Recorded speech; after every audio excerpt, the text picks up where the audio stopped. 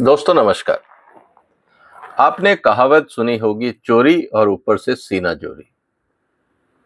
बहुत ही interesting argument Kejriwal की तरफ से सुप्रीम कोर्ट में दिए जा रहे हैं। यहां तक कि केजरीवाल ने कहा है कि कानून तोड़ना तो मेरा अधिकार है, इसका मतलब ये नहीं है कि आप मुझे अरेस्ट कर लोगे। हाँ, मैंने अगर कानून तोड़ा है, आप मेरे पे एक केस और फाइल कर सकते हैं, आप मेरे खिलाफ कानूनी कार्रवाई कर सकते हैं। लेकिन क्योंकि आपने मुझे सम्मन में बुलाया, मैंने आपके सम्मन को इग्नोर किया, मैं नहीं गया क्योंकि मैंने कह दिया था आपको कि मैं नहीं आऊंगा, आप आके मुझे अरेस्ट कर गए। ये कौन सा कानून है? ये बात अलग है कि भारत के संविधान में लिखा हुआ है कि भारत के हर नागरिक को भारत के कानूनों का सम्मान करना चाहिए। इसका मतलब ये नहीं है कि अगर मैं कानूनों की अनदेखी करूं, मैं उनको फॉलो ना करूं, तो इसका मतलब आप अरेस्ट कर लोगे। ये बहुत बेइंसाफी है, ये मेरे फंडामेंटल राइट्स के खिलाफ है। इसका मतलब ये है कि कानून तोड़ना भारत के नागरिकों का फंडामेंटल राइट है। ये अब नई व्याख्या केजरीवाल ने देश के सामने रखी है, सुप्रीम कोर्ट के सामने रखी है। अभी इस मुद्दे पे सुनवाई बाकी है। आने वाले दिनों में आपको इसके बारे में मैं और विस्तार से बताऊंगा। लेकिन सबसे इंपॉर्टेंट चीज ये है कि इस मुद्दे में आज का जो कानून है वो क्या कहता है। आगे बढ़ने से पहले आपसे निवेदन है कि आप इस वीडियो को शेयर करें, इस चैनल को सब्सक्राइब करें अगर अभी तक नहीं किया है।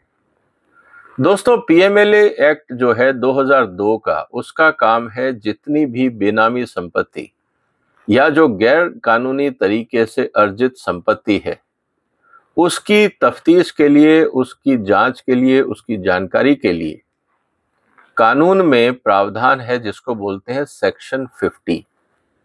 और उसमें भारत सरकार का कानून ये कहता है कि ईडी किसी भी व्यक्ति को बुला सकती है पूछताछ के लिए, किसी भी व्यक्ति को। वहां पे चीफ मिनिस्टर हो, लेडी हो, मुस्लिम हो, हिंदू हो, इस तरह का कोई डिफरेंशिएशन नहीं है, क्योंकि कानून सबके लिए बराबर है। जब ये बात हमारे सामने है और केजरीवाल को जब 9 सम्मन भेजे गए और लगातार उन्होंने सम्मन का विरोध किया, या मैं कहूं इग्नोर किया, और राइटिंग में भी उन्होंने हाई कोर्ट को ये कह दिया, हाँ जी मैं नहीं गया क्योंकि मेरे पास और बहुत काम है, हिंदुस्तान के कानून को फॉलो करना मेरे लिए जरूरी नहीं है क्योंकि मैं बहुत बिजी आदमी हूं, मैं चीफ मिनिस्टर हूं, मेरे और पर्सनल बहुत काम होते हैं, मेरे पास पॉलिटिकल काम भी बहुत ज्यादा है। इसीलिए अगर मैं भारत सरकार के कानून के तहत अगर मुझे सम्मन भेजा जाता है तो उसका पालन ना करना मेरा अधिकार है। ये आर्ग्यूमेंट केजरीवाल की तरफ से उनके वकीलों ने दिया। अब आप इस बात को समझिए कि जब ये आर्ग्यूमेंट कोर्ट में दिया गया तो इसका रिएक्शन कोर्ट में क्या होगा।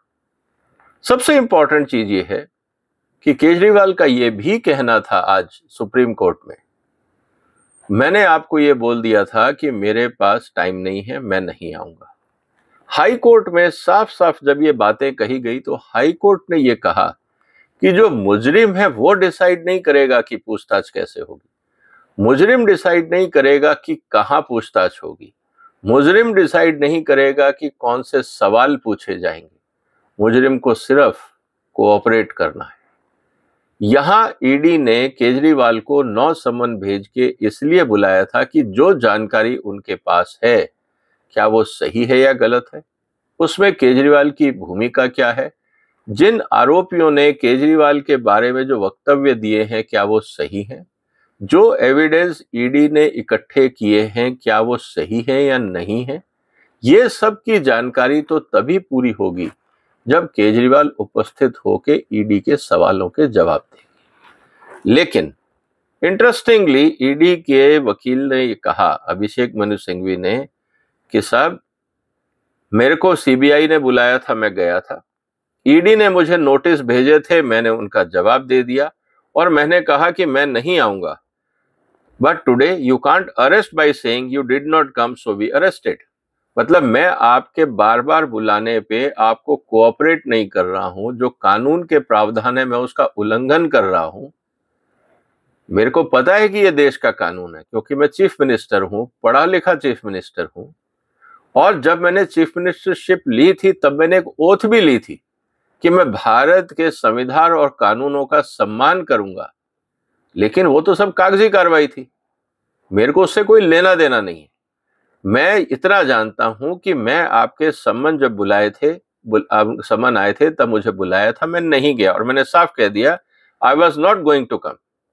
इसका मतलब ये नहीं है कि आप मुझे अरेस्ट कर लोगे, ये बात बिल्कुल गलत है। ये केजरीवाल के वकील ने कोर्ट के सामने रखी। हाँ, अगर आपको लगता है कि सम्मन पे ना जाना एक गैर कानूनी काम है, जो एक्चुअली है, क्योंकि अगर आप एक और भारत का कानून जो है, अगर आप ये देखते हैं जिसको हम बोलते हैं कोड फॉर क्रिमिनल प्रोसीजर्स, उसमें बकायदा एक चैप्टर है 6, उसका टाइटल है प्रोसेस टू कंपेल अपीयरेंस। क्योंकि उनको पता है कि केजरीवाल जैसे लोग अगर हिंदुस्तान में आ गए और हर अपराधी, हर बलात्कारी, हर क्रिमिनल ये कहने लग जाए कि मैं नहीं आता समन पे, तो क्या होगा? देश की न्याय व्यवस्था तो चौपट हो जाएगी, इस देश में अराजकता फैल जाएगी। और वो केजरीवाल का एरिया ऑफ स्पेशलाइजेशन है कि अराजकता कैसे फैलाए। तो उन्होंने आज सुप्रीम कोर्ट को भी कह दिया कि साहब आप मेरे को अरेस्ट नहीं कर सकते। हाँ, this can't be ground for arrest और रीजन टू बिलीव, कि भाई आप ये नहीं कह सकते कि समन पे मैं नहीं आया तो आप अरेस्ट कर लोगे, ये गलत है, ये मेरे अधिकारों का हनन है। इंपॉर्टेंट चीज उन्होंने ये कहा कि जो एनोलॉजी डेवलप करी और जो इलॉजिकल है, उन्होंने ये कहा कि साहब आप किसी मुजरिम को कंपेल नहीं कर सकते वो अपने खिलाफ बयान दे, ये अपनी जगह है, ये एक फंडामेंटल राइट है। लेकिन अगर आपको बुलाया जा रहा है और आप कोऑपरेट नहीं कर रहे हो, आप कोई जरूरी तो नहीं है, पीएमएलए का जो कानून बोलता है वो आपको अपराधी नहीं मानता।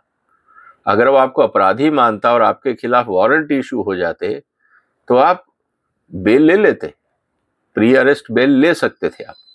लेकिन पीएमएलए का कानून आपसे इंफॉर्मेशन मांग रहा है ताकि जो बाकी अपराधी जेल में हैं उनको तो न्याय मिल सके। हो सकता है आपकी कोई उसमें भागीदारी ना हो, आप छूट जाएं और आपके बयान के बाद बाकी भी छूट जाए, लेकिन बयान तो दर्ज करना जरूरी है क्योंकि आपका नाम बार बार इस घोटाले में आ रहा है।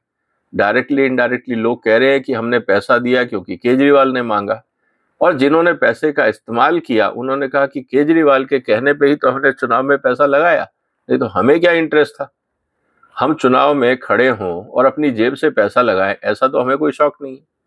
आपने कैंडिडेट खड़े किए, आपने कहा कि हम पैसा देंगे, केजरीवाल के कहने पे हमें कैश मिला, पैसा मिला, तो हम और किसका नाम लेंगे? लेकिन अब केजरीवाल का ये कहना है कि नहीं, ये सब गलत है, क्योंकि मैं अगर कानून फॉलो नहीं करता हूं तो आप मुझे अरेस्ट नहीं कर सकते। इंपॉर्टेंट चीज बात यह है कि आप जब मेरे को सुप्रीम कोर्ट ने प्रोटेक्शन, हाई कोर्ट ने जब मुझे प्रोटेक्शन नहीं दिया अरेस्ट से, तो उसी दिन शाम को ईडी आई और मुझे गिरफ्तार करके चली गई। जब आप मुझे गिरफ्तार करने आए तो आपने मेरा स्टेटमेंट क्यों नहीं लिया? अब देखिए यहां केजरीवाल का स्टेटमेंट, आप मेरे से पहले बयान लेते, अगर आपको लगता कि मेरा बयान ठीक नहीं है तब आप अरेस्ट करते, आपने मेरा बयान ही नहीं लिया, आप अरेस्ट करके चले गए। अब केजरीवाल का ये कहना कि उसी सेक्शन 50 के तहत आप मेरा बयान ले लेते जिसमें आपने 9 सम्मन भेजे थे, मैंने 9 सम्मन इग्नोर कर दिए, मान लिया वो मेरा अधिकार है, मैं इग्नोर करूंगा आपके कानूनों को, लेकिन अरेस्ट करने से पहले तो मेरा बयान लिया होता। आपने मेरा बयान नहीं लिया, मुझे अपनी बात रखने का मौका नहीं दिया, इसीलिए ये अरेस्ट गलत है। 9 बार आपको बयान देने के लिए बुलाया, आप नहीं आए, उससे वो कहते हैं कि हमारा कोई लेना देना नहीं है, ये पूरी की पूरी गिरफ्तारी गलत है। अब सवाल इस बात की है कि आप मुझे इस गलत गिरफ्तारी के तहत मुझे आप रिलीज करिए। अभी भी केजरीवाल बेल नहीं मांग रहे हैं, इस बात को आप ध्यान रखिए। केजरीवाल का पूरा मुकदमा एक ही मुद्दे पे है कि ये गिरफ्तारी ही गलत है, क्योंकि उनका ये कहना है कि ये केस ही फर्जी है। ये केस फर्जी कैसे है? क्योंकि केजरीवाल ने कह दिया कि कुछ घपला नहीं हुआ है, इसलिए ये केस फर्जी है, क्योंकि हिंदुस्तान में न्यायालय से ऊपर, भारत के संविधान से ऊपर, राष्ट्रपति महोदया से ऊपर अगर कोई व्यक्ति है तो वो है केजरीवाल। जो वो बोलते हैं वो सत्यवाणी है। उनको ये अधिकार भी है कि वो देश के कानूनों को तोड़ें, उसके बाद भी आप उनको अरेस्ट नहीं कर सकते। ये बात अलग है कि वो भारत के नागरिक हैं और संविधान के हिसाब से कानून सबके लिए बराबर है, लेकिन वो आम आदमी के लिए, ये तो आम आदमी पार्टी के नेता हैं, इन पे आम आदमी का कानून नहीं लगता है।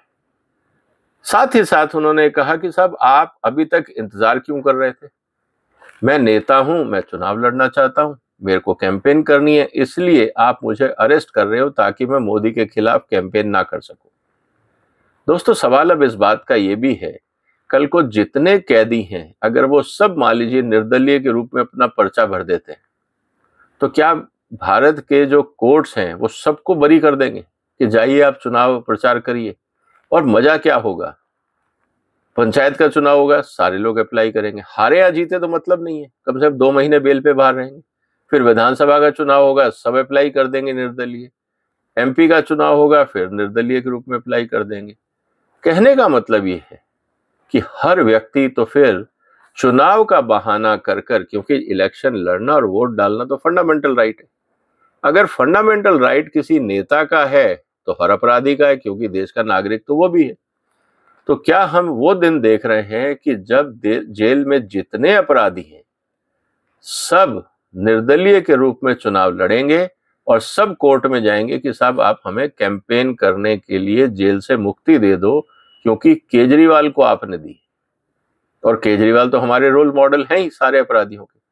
तो इस स्थिति के अंदर क्या सुप्रीम कोर्ट को केजरीवाल को एक इस आधार पे जमानत दी जाए कि वो एक मुख्यमंत्री हैं या पॉलिटिकल लीडर हैं या पॉलिटिकल एक्टिविस्ट हैं या चुनाव लड़ रहे हैं या लड़वा रहे हैं, उनको इस आधार पे बेल दे दी जाए ताकि वो चुनाव कैंपेन कर सके? तो फिर बाकी जितने अपराधी हैं अगर वो चुनाव टिकट मतलब कि अपने सीट भरते हैं, नामांकन भरते हैं, तो क्या उनको ये अधिकार मिलेगा या नहीं मिलेगा? क्योंकि कानून तो कहता है, संविधान तो कहता है कि देश के नागरिक सब बराबर हैं। आपका क्या कहना है दोस्तों? क्या केजरीवाल का केस भारत की राजनीति और भारत की क्रिमिनल प्रोसीजर के लिए एक नया अध्याय शुरू करेगा? अब इस पे सुप्रीम कोर्ट क्या कहता है ये तो शायद कल या परसों पता लगेगा, लेकिन आपका क्या कहना है?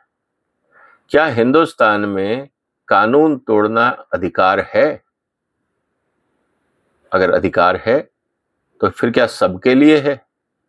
तो फिर अरेस्ट क्यों, फिर सजा क्यों? अगर अधिकार है तो सजा क्यों, अरेस्ट क्यों? मुद्दा ही ये है। आपका क्या कहना है दोस्तों इस मुद्दे पे? कमेंट बॉक्स में अपने जवाब लिखिए। फिर मुलाकात होगी एक और महत्वपूर्ण मुद्दे पे। तब तक ध्यान रखिएगा। फिलहाल वंदे मातरम।